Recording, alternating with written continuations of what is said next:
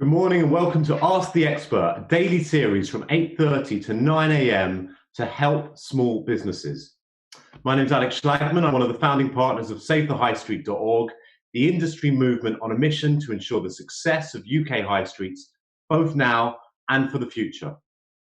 And for the next 29 minutes or so, I'm going to introduce our COVID-19 recovery and resilience campaign that kicks off this week, make you available for all the support that's now available, ensure you're clear on all the support that's now available for small businesses, local community champions, and anyone that cares about the success of UK high streets. And then I'm going to be taking questions from you. If you have any questions, make sure you ask them in the comments or using the hashtag QBATE, QBATE on Twitter. And if you need more advice, you can join the official Intuit QuickBooks SMB community group on Facebook, where they've got accountants and business experts on hand 24/7. QuickBooks also have a dedicated COVID-19 information site. So if you go onto their website and click on the Learn More button, which is under the header Support for You and Your Business During COVID-19, you'll find out more. So look, while I wait for your questions to come in, I'd like to share a little bit more about what's happening on the high street and this new support that's available for independent business owners nationwide from this week. So the phased lifting of lockdown restrictions has begun, and the next couple of weeks and months could become the most important in the entire history of high streets. This week at SaveTheHighStreet.org, we're launching our recovery and resilience campaign. And what we're going to be doing is measuring and scoring the high street from a health point of view, and then providing really highly targeted support to help accelerate the recovery and build resilience in the face of COVID-19. Everyone can join SaveTheHighStreet.org for free. It's an industry-wide movement, and the more of us that join, the stronger we'll become. And if you are a local high street business, whether you're a retailer or a restaurant, whether you're a pub or a cafe, whether you're a salon or a nail bar, whether you're an estate agent or a travel agent, whoever you are, if you're trading on the high street or inside a town centre, you're now eligible for a whole new package of free support. And what you need to do to get access to that is go onto the SaveTheHighStreet.org website, scroll down a little bit and look for the banner that says Your High Street Recovery and Resilience. And there's a button there that says Get Report. Now, if you click that, what you're going to open up is a survey, and this is what we call the High Street Health Check Survey. It goes through a whole series of the most important strategies that we've identified through our research over the last 3 months with dozens of successful independents and industry experts around what does it take to succeed on the coronavirus era high street. The survey goes through 6 sections. One is about reducing your costs. The second one is around how do you sell in new ways, which means everything now from health and hygiene and social distancing guidelines for the in-store experience through to, how do you set yourself up to do virtual events and virtual experiences, click and collect and local delivery. The third area is around adapting your marketing to the new realities, the new normals of this coronavirus era high street. What do you need to do to engage your existing customers and win new local customers? The fourth area is all about collaborating as a high street. So this is about what can you be doing both locally with those around you, with what we call the local champion, whether it's a community group or a traders association or a business improvement district or just somebody that cares and is making a stand for success on their high street, as well as what can you be doing as a local business owner to collaborate more with those in terms of your neighbors all around you, your other businesses. Where are the complementary businesses nearby and the things you could be doing more together? We'll also be looking within that section about the things you could be doing more as a sector and nationally. How do you collaborate more with everyone effectively across the high street economy? The fifth area is around preparing for the future. And this has a whole bunch of different things within it, from making sure that you've got the right skills within your team to making sure that you're positioning the brand in the right way moving forward. Are you targeting the right audience in this new environment that we're in? Are you identifying new opportunities for new offerings, new services? Whether it's about green supply chain, and whether it's about and new propositions and new experiences in the store. All kinds of new things will be serving up to see whether they're relevant to you in this new world. And the final area is around funding your business, making sure you've got access to the capital you need to survive this period, yes, but also the capital you need to really kick on and achieve whatever goals you have on the high street today. So this survey that you fill in to access the support in itself, we're finding, getting a lot of very positive feedback in this first week, that people are getting a lot of stimulation around interesting new ideas of things they could be putting in place. Now, once you've completed that survey, you are then eligible for a whole package of support. So you'll be given a what we call a high street health check report that's entirely personalized to you, that will identify where are the key opportunities and vulnerabilities in your business. What are the things that you're missing right now that you could be putting in place that others like you are doing and seeing success from? And where are the areas across your business that you need to invest in most? All entirely personalized to you and free. You'll also get a set of top recommendations that are selected for you. And these recommendations will all have some useful, engaging content, video content, as well as step-by-step guidelines about how you can start to put this recommendation in place. Now, whether that recommendation is about negotiating with your landlord, setting yourself up for a campaign on Instagram, or getting access to funds through the bounce back loan scheme, whatever it is, will support you at every single step to put those ideas in place.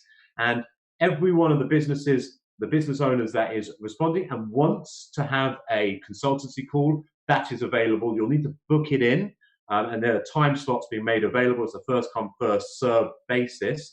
But once you've completed the survey and you've received your report, you'll have an opportunity to book in a slot with an expert consultant who will also have had access to understanding your recommendations and your report, to talk through those key things, the key challenges you might see about putting in place this new plan to make sure you don't just survive on the high street, but you thrive on the high street this year as well.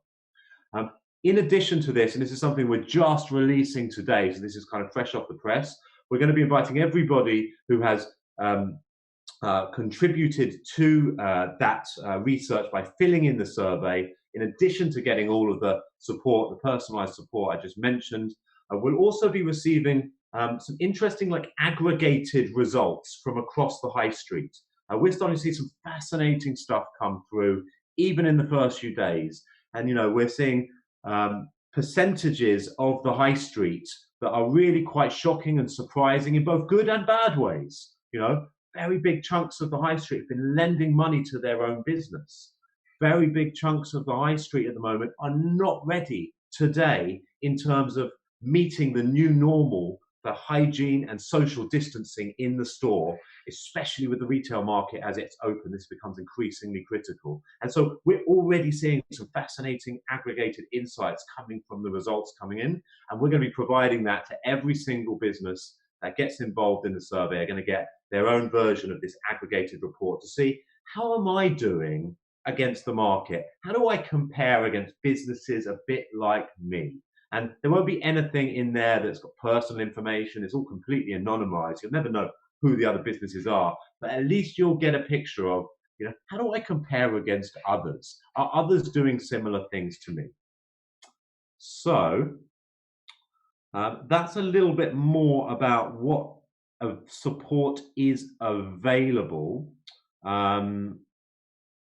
What I'd like to do, just before we get into the questions here, just seeing some of these are starting to come in. And just before they come in, I'll just give a sort of more general shout out as well. For those that don't know me and don't know SaveTheHighStreet.org, as I mentioned, it's an industry-wide initiative. So everyone is invited. We have community associations, we've got suppliers to the industry, we've got landlords and developers, we've got partners and supporters across central and local government, industry innovators, and obviously all types of local high street businesses are able to join the movement. And if you're able, and if this is something that you're not a high street business yourself, but you have clients that are high street businesses, or you've got friends that are high street businesses and they're not aware of this new COVID-19 recovery and resilience campaign we've just launched, feel free to go on the website and either drop us a line directly if you're happy to support and promote the campaign.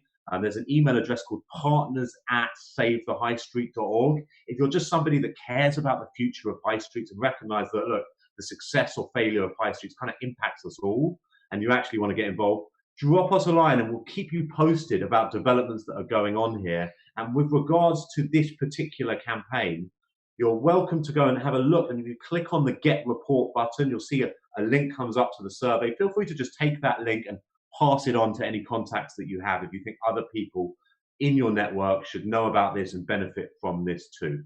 But yeah, so as I said, my name is Alex Schlagman, founding partner of SaveTheHighStreet.org. And if you need to reach me at all after this, and if I can't get to any of your questions, again, drop me a line via either info@savethehighstreet.org or partners@savethehighstreet.org. And I'll endeavor to get back to you if we don't get a chance to get to your questions in the next 19 minutes. Okay, so I have just been told that I'm allowed to start taking some questions. So I've got Tommy from Twitter, top one on the list. So we'll get started with you first. So Tommy's question is, what do you think will be the biggest opportunities for small businesses reopening after lockdown? So a couple of things I'll think about here firstly. So there's a reality that our habits and behaviors have changed. So if we just take bits of the high street and we sort of talk about them individually, we'll start with product retail. We're in a situation right now where over the last couple of months, you haven't been able to go in and shop from a local store unless it's been in the essential category.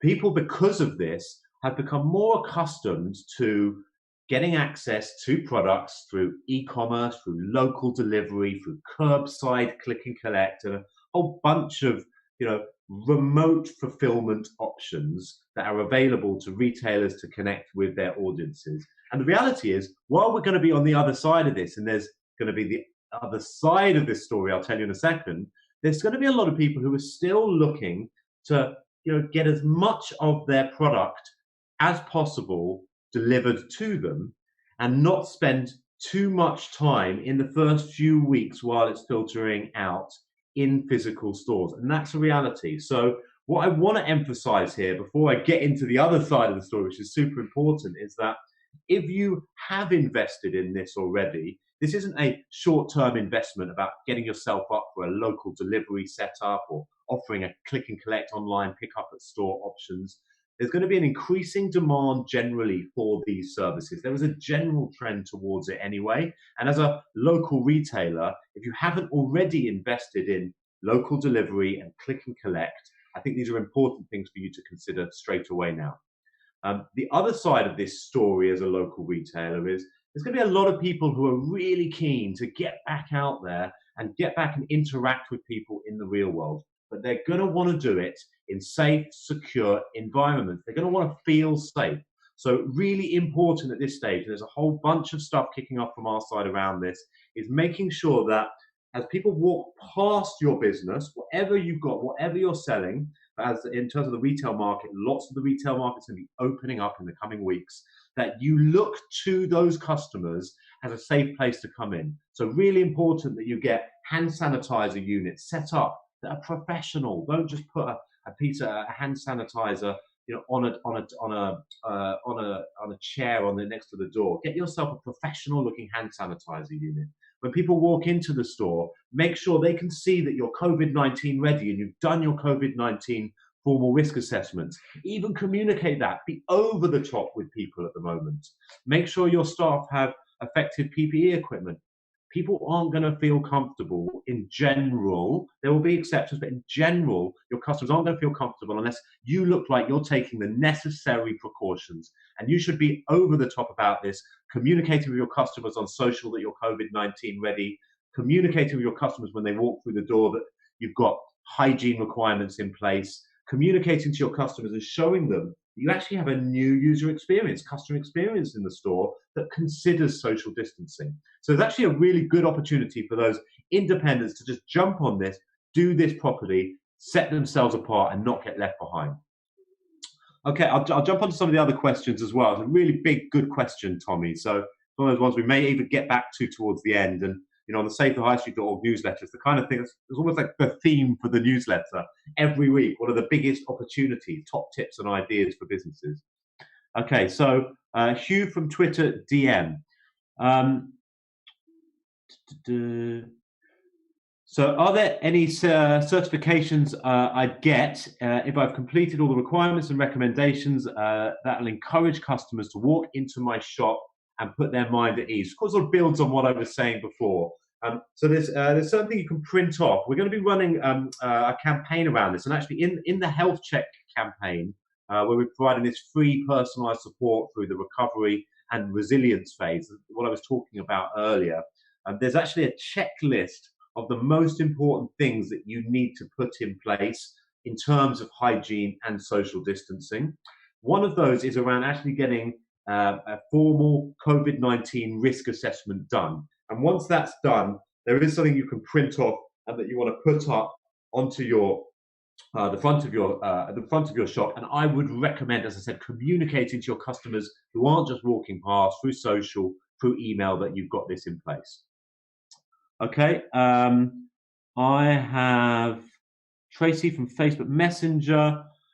Is there a virtual community involved with Save the High Street? I'd like to join something that's online with other like-minded people. Yeah, very much so. I mean, SaveTheHighStreet.org. Go onto the website. You can see, we've got all of our social channels will be linked from there. There's a couple of dedicated Facebook groups. So we've got a group that's exclusive for what we call local champions. And local champions are really anybody that cares about their high street. Some are local business owners themselves. Sometimes it's an individual who's just making a stand in their high street. Sometimes it's an organisation, whether they're a constituted partnership like a business improvement district or not, just an informal community group that sort of come together in a local area. And what we do is, through the SaveTheHighStreet.org local champions community. And if you want to get involved in that, what I'd suggest, Tracy, if it's not clear to you exactly because it's a private group, drop us a line at partners@SaveTheHighStreet.org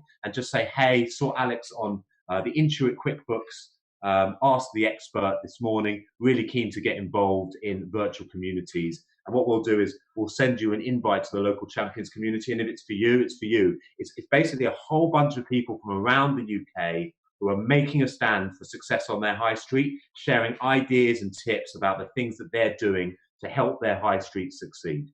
And at a business level, the whole of SaveTheHighStreet.org is a community. Sometimes it's a sort of virtual community, and there's a whole bunch of stuff going on in social media. And we're doing a whole load of things in 3D in the real world as well, in terms of local events, in partnership with local authorities, in partnership with industry innovators and suppliers.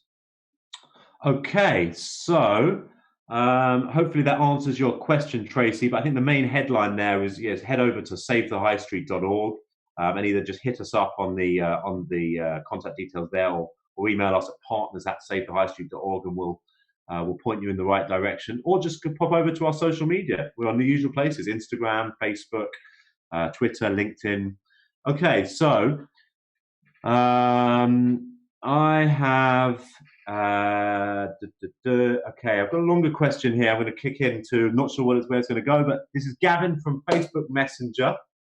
I have hi Alex, we have a toy shop, and we always pride ourselves that when you come to our store, it's an experience for your children rather than a shop where you simply buy things. With social distancing measures, we'll have to take, for when we're allowed to open again, what we can put in place so that we can still uphold a magical time for the kids.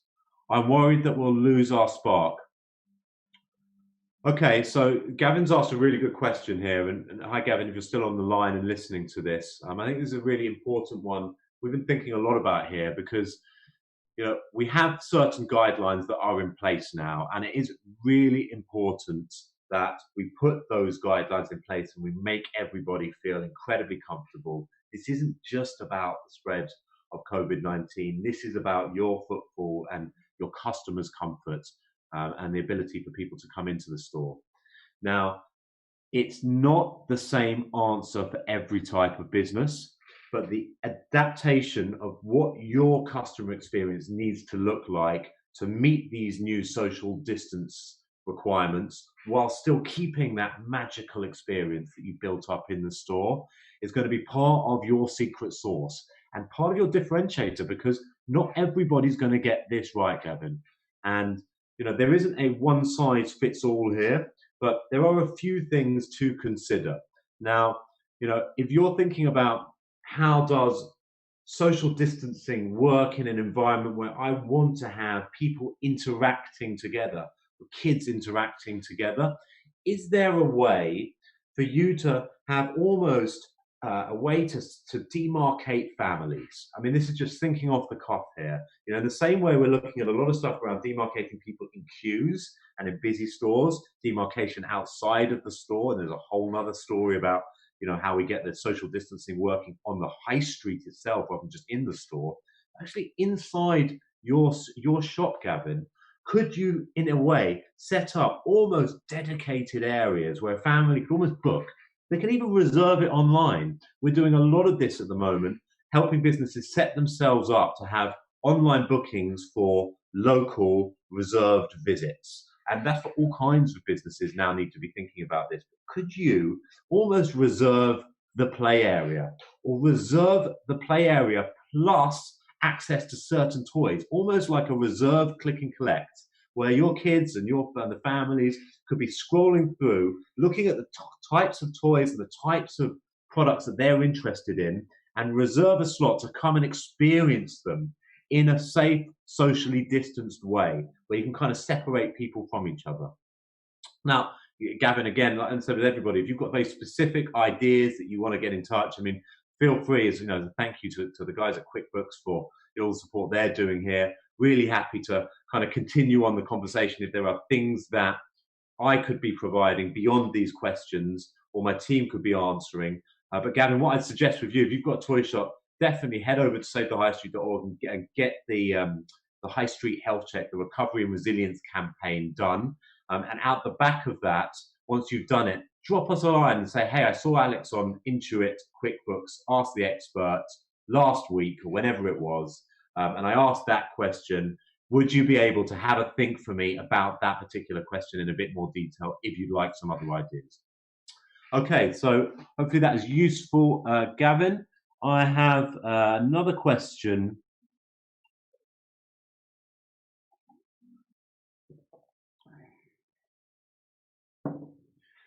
How do you see the high street developing once non-essential shops are allowed to reopen? Would be great to hear anything that is looking towards a positive direction for physical stores. Okay, this is Jordan from Facebook Messenger. Thanks for your question, Jordan.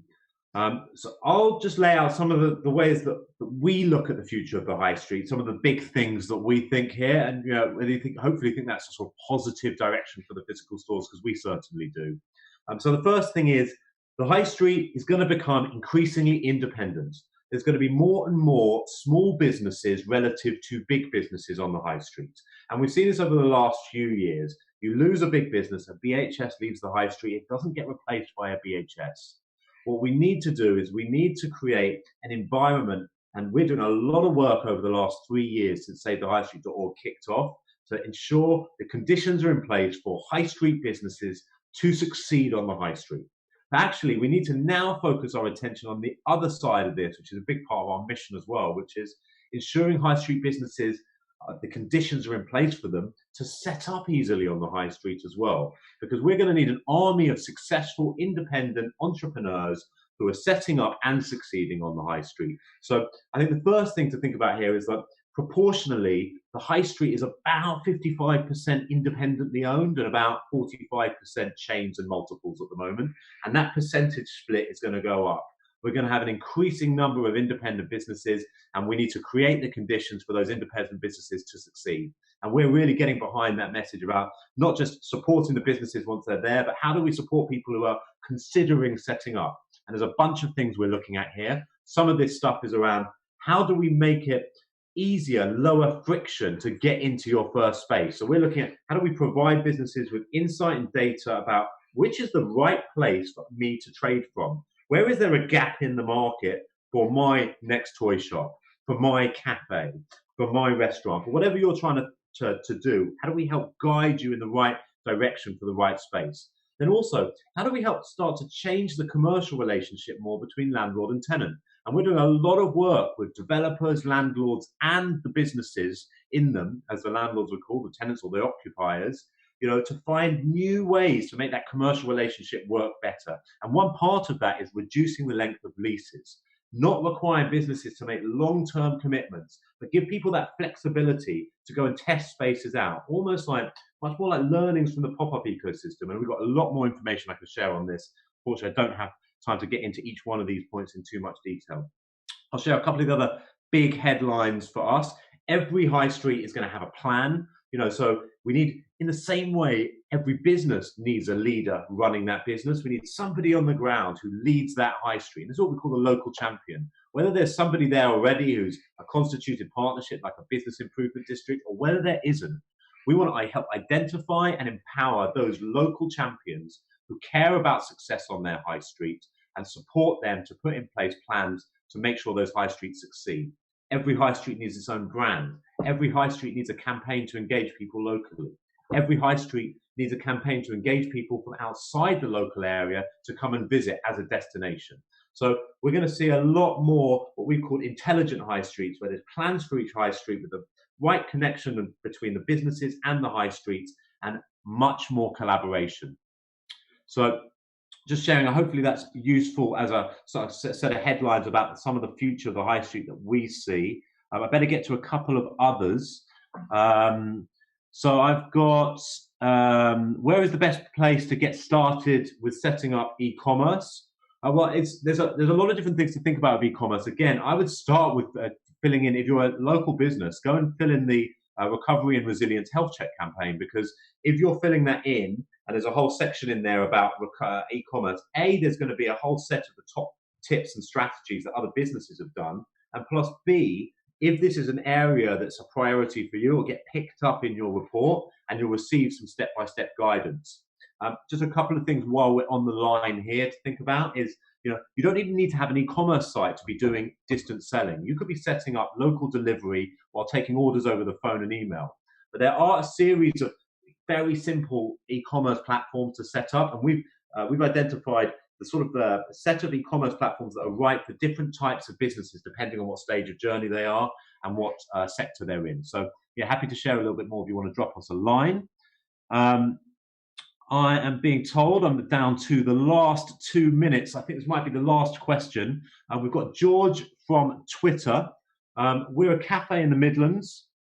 Do you think if our shop carries out the risk assessments and opens safely to the public, it will be a unique selling point and therefore generate more revenue? So I think firstly, you're going to get left behind if you don't start doing the key social distance and hygiene restrictions that are put in place. On our newsletter next week, we've got a big campaign around this about how you can get these things in place. The Recovery and Resilience campaign, this is big front and center. At the moment, from our data, only 2% of high street businesses have all of the recommendations we put in place, we've recommended in place today, and 19% of businesses so far have nothing in place. So yes, you need to do it, and if you do it and you do it well, you can differentiate. Okay, right. I've got to wrap up and tell you about the next speaker. Hopefully that's been useful. If you've got any questions, feel free to get in touch with the QuickBooks support team on Facebook, or go to savethehighstreet.org, or myself. Hit us up on partners@savethehighstreet.org. And coming up on Ask the Expert tomorrow, you've got Glenn Collins, who's the Head of Technical Advisory Services and Policy at the ACCA. And a reminder that if you need any more advice, you can also join the official QuickBooks SMB community on Facebook, where there's accountancies, business experts on hand 24/7. Thank you. Stay safe, stay positive, and have a lovely day.